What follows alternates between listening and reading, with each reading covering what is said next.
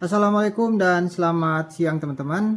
Oke, kita materi lagi ya. Kita belajar edukasi tentang Fibomusang lagi. Dan ini part 2-nya ya. Part satunya kalau kalian udah nonton tapi masih nggak paham, saya ulang lagi di part 2-nya. Nah, jadi Fibomusang itu tugasnya untuk nangkap entry di pucuk ya. Istilahnya sniper entry lah. Nah, sebenarnya gampang aja. Kalau kalian lihat ada reversal trend kayak gini ya. Turun ya, ada gap, tiba-tiba naik nih ya, mau ada gap mau nggak ada gap, pokoknya intinya sudah terjadi reversal trend yang panjang ya. Terus kemudian kalian mau entry buy ya, nyari area entry buy di sekitar sini. Liquidity yang masih kosong, belum diisi. Nah, itu gampang ya, kita tinggal nyari support terakhir yang resistennya di break oleh satu body candle ya. Nah, ini dibesarin dulu kayak gini, kita letakkan Fibo retracement ya, tapi tarikannya Fibomusang. Kalau Fibo retracement tarik dari swing low sampai ke swing high sini ya kan. Kalau Fibomusang hanya tarikannya sampai di satu body candle aja, yang ini. Nah, kenapa yang ini? Karena body candle ini yang break dari resisten sebelumnya ya. Yang ini nih, ada resisten satu di sini. Ini yang di break. Makanya di sini letaknya Fibomusang. Jadi satu candle aja yang ngebreak resisten sebelumnya. Lalu kalian marking area ini untuk entry buy. Tunggu aja nanti dia balik ke situ baru entry buy. Nah, itu gunanya Fibomusang. Ini contoh untuk big time frame ya, H1. Dapat nggak nih? Nah, kena ya di sini. Tangkapannya itu di pucuk. Nah, kalau kalian mau lebih banyak lagi ya, lebih banyak setup, mainnya di M15 ya. Ini yang suka saya pakai ini buat scalping. Dan profitnya walaupun cuma scalping lumayan ya, bisa 100 pip. Contoh lain ya, kita geser dulu. Nah, support ini juga menciptakan reversal trend ya kan, dari downtrend berpindah ya, konsolidasi kemudian uptrend. Support ini bisa dipakai untuk tarik Fibomusang. Kita lihat nih, ada CB1, CB2 ya, CB3, artinya resisten pertama, resisten kedua, resisten ketiga. Nah, kalau dalam istilah Fibomusang dinamakan CB. Tariknya itu dari swing low sampai ke body candle aja, yang ini ya. Cuman ada plus minusnya, kadang dia kejemput kadang enggak, karena kita ngincarnya kan di pucuk gitu, di pucuk candle. Jadi kadang kesentuh kadang enggak, itu minusnya Fibomusang. Kalau plusnya pas kesentuh biasanya dapat selalu di pucuk. Nah, gitu ya kira-kira. Ini area marking kita untuk entry buy.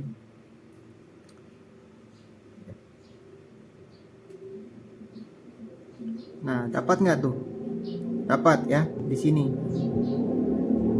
Ini pertama kali dia sentuh dan langsung terbang ya. 700 720 30 40 ya, 400 pip lumayan, sampai 500 pip malah. Nah, itu padahal ini cuma middle time frame M15 ya. Jadi itu gunanya Fibomusang. Memang momennya itu jarang-jarang, tapi sekali dapat lumayan gitu. Nah, untuk sell juga sama kayak gitu. Ini reversal trend. Kalian cari ya, support ini yang paling pertama candle mana yang ngebreak. Saya besarin lagi nih. Besarin lagi. Nah, perhatikan support ini ya. Ini kan support banyak nih. Ada CB1, CB2, CB3 ya. Nah, kalian mau pakai yang ini bisa, pakai yang ini bisa. Cuman kalau saya biasanya ambil yang paling terakhir ya, walaupun nggak kesentuh. Kalau kalian mau pakai ini bisa. Contoh kita pakai inilah ya. Karena ini support CB2 ya, bisa dipakai. Kalau kalian mau pakai yang CB1 di atas, yang ini bisa juga ya. Nah, kalau pakai yang di atas ya, yang ini. Bentar, kalau pakai yang di atas berarti tarikan Fibomusang dari swing high sampai body candle ini aja. Nih. Ya, berarti entry-nya di sini, entry sell. gitu. Nah, tangkapannya itu di pucuk ya, walaupun yang ini nggak kena, tapi yang ini udah kena nih, dapat di pucuk candle. Itu gunanya Fibo Musang ya. Kenapa bang nggak tarik sampai ke bawah aja gitu? Bisa tarik sampai ke sini bisa ya, karena dia juga termasuk breakout dari CB2 ya. CB2 tuh di sini atau support kedua ya. Diistilahkan dalam Fibo itu, dalam Fibo Musang dinamakan CB, bukan dinamakan support atau resisten. Mereka punya nama sendiri untuk teknikalnya ya. Nah, body candle ini ya, satu body candle merah ini yang nge-break support sebelumnya. Berarti tarikannya sampai sini aja ya, dari swing high sampai body candle. Entry-nya di golden price yang ini. Jadi ya tetap aja dapat-dapatnya di pucuk ya. Kurang lebih seperti itu. Jadi kalau kalian di dalam member mungkin masih bingung cara penggunaan Fibo Musang, kalian bisa tanya langsung ke saya ya. Kita akan bedah sama-sama cara untuk menggunakan Fibo Musang ini. Kalau masih ada kejanggalan, sebenarnya itu yang kita perlukan hanya forward test ya. Kalau back test itu sehari aja cukup untuk tarik Fibo Musang ya. Kalian belajar di ini namanya back test nih. Artinya kita tarik di area yang sudah terjadi. Gimana kalau kita mau tarik di area yang belum terjadi? Itu berarti namanya forward test ya.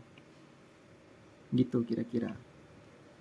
Nah, gimana kalau kayak gini kejadiannya ya? Apakah bisa ditarik Fibo Musang? Tetap bisa ya.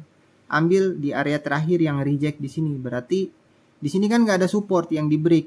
Ya, kalau di M5 pasti ada ya. Kalau kalian nggak ketemu di M15, di M5 juga boleh. Nah, kita akan cari area ini ya. Area terakhir sebelum dia membuat base gitu ya. Sesulit apapun Fibo Musang tetap dapat celahnya ya. Kita cari nih. Nah, ini dia kan. Ada satu support kecil di sini yang di break. Ini. Di sini ya breakoutnya. Berarti tarikan Fibo Musangnya ada di sini gitu. Nah, semakin kecil semakin bagus, marking areanya jadi kecil gitu. Tapi ya M5 itu kadang-kadang kurang valid kalau untuk tarikan Fibo Musang ya. Kadang-kadang di break. Kadang-kadang kalian kena stop loss. Tapi kalau yang agak kuat itu M15 ke atas, M15, M30, H1 ya. Gitu. Nah, ini kena ya. Untuk M5-nya Fibo Musangnya di sini. Ya, saya gedein lagi. Nah, untuk M5-nya ya, Fibo Musangnya di area ini, entry-nya ya kenanya di sini, dapatnya di pucuk juga gitu. Coba kalian perhatikan ya, kena di pucuknya. Jadi kurang lebih seperti itu cara penggunaan Fibo Musang. Asal kalian sabar nunggu momennya, ya tahu cara marking Fibo Musang, itu enak udah. Satu metode ini aja itu udah bisa profitable ya. Tapi saya nggak bisa juga janjikan bahwa akan profit terus, karena yang namanya teknikal itu ya, apalagi XAU mut-mutan ya. Kadang dilibas ya. Tapi ini untuk win rate ya, probabilitasnya cukup bagus metode ini. Dan simple ya, gampang banget digunakan. Ya, seperti yang saya infokan tadi ya, seperti yang saya kasih tahu tadi caranya, cara tariknya seperti apa. Kalau kalian masih bingung, kalian bisa konsultasi langsung ke saya ya. Nanti saya akan ajarin pelan-pelan caranya ya. Kalau kalian masih bingung, atau kalian bisa nonton video ini ulang-ulang kali ya, diulang lagi, diulang. Biasanya kayak gitu, ada trader yang nggak terlalu ngeh gitu. Wah, ini nonton sekali masih bingung. Udah nanya ke mentornya masih bingung juga gitu. Nah, itu tuh cuma perlu pengulangan aja ya. Cuma perlu kebiasaan. Semakin kita terbiasa, nanti dengan sendirinya kita nangkap, oh jadi kayak gini gitu momennya gitu ya. Jadi soal pengulangan, soal kebiasaan, soal forward test diulang-ulang terus ya, sampai kalian ketemu sisinya gitu istilahnya. Jadi itu aja edukasinya untuk Fibo Musang ya. Nanti selanjutnya saya akan bikin lagi part 3-nya, dan caranya ya itu terus, nggak berubah ya. Jadi kalau kalian bingung nonton part 1, nonton part 2 ya. Kayak gitu. Nggak apa-apa, pelan-pelan. Karena belajar trading tuh awal-awal memang membingungkan, tapi lama-lama jadi paham sendiri. Bahkan tanpa kalian tarik pun kalian udah tahu titik entry-nya di mana gitu. Kalau sudah jam terbangnya udah tinggi ya, udah tahu nih dia bakalan di sini bakalan reversal, nanti dia ke sini dia bakalan reversal tanpa kalian tarik garis, tanpa kalian tarik Fibo ya, tanpa kalian hitung setup alchemist ya, kalkulator lah segala macam. Kalau orang jam terbang semakin tinggi tuh biasanya udah nggak ini lagi, udah nggak tarik-tarik garis apa segala macam. Biasanya dia udah bisa tahu di sini akan terjadi reversal, akan terjadi pembalikan arah. Jadi kurang lebih seperti itu aja edukasinya. Semoga bermanfaat, dan kalau kalian rasa video ini bermanfaat, silahkan share ke teman-teman kalian juga yang sesama trader buat mereka belajar ya kawan-kawan. See you next video by Gold Analysis.